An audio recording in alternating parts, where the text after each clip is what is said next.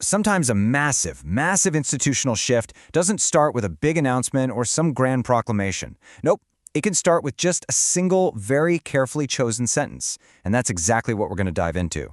A single comment from a senior royal has just revealed a brand new, high-stakes strategy for dealing with the Epstein scandal. And in doing so, it puts Prince Andrew in a truly impossible position. And this is the sentence spoken by Prince Edward. It might seem pretty simple, right? Almost obvious. But in the incredibly tightly controlled world of the British monarchy, this is a huge deal. It is the very first time a member of the royal family has publicly responded to the latest release of court documents related to the late sex offender Jeffrey Epstein. So, how did this totally unprecedented moment even happen? And why on earth is it so incredibly significant? Okay, so what's really interesting here is the setting. Prince Edward is on this panel, and someone asked him a direct question about how the family is coping with the scandal. Now, he could have dodged it, right? He could have given a no comment. But he didn't. Instead, he pivots, very deliberately and very publicly, to focus on the victims. And that right there is the key. This was not some accident or an off-the-cuff remark. This was a signal. A crystal clear indication of a major change in how the palace is handling this entire crisis. So what is this new strategy, and how's it playing out? What we're seeing here is the rollout of a calculated new PR strategy for the monarchy.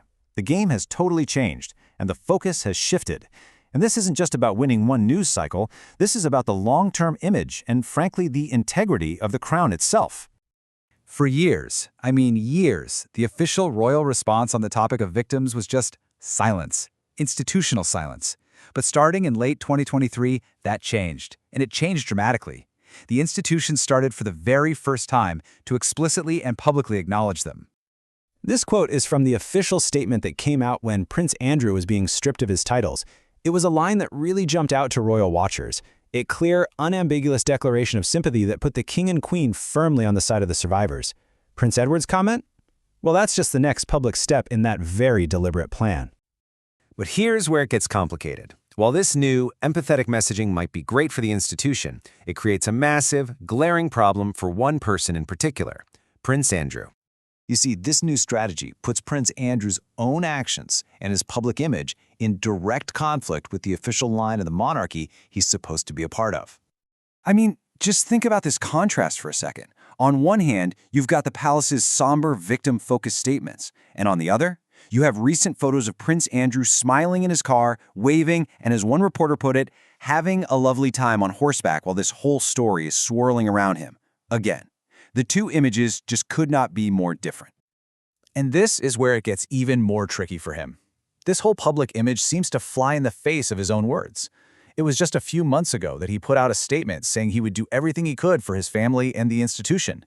So, is this what that looks like? So here's the bottom line. As the royal family leans harder and harder into a strategy of victim empathy, Prince Andrew's silence becomes more and more noticeable. The calls for him to speak up, to share what he knew, they're only getting, as one expert said, louder and more pronounced. This leaves him completely trapped in what one royal expert is calling an impossible situation. He's facing a choice where every single path is loaded with risk. There is literally jeopardy either way. Let's really break down the dilemma he's facing. To speak or not to speak? What happens down each of those paths? This really lays bare the strategic trap that Prince Andrew is in.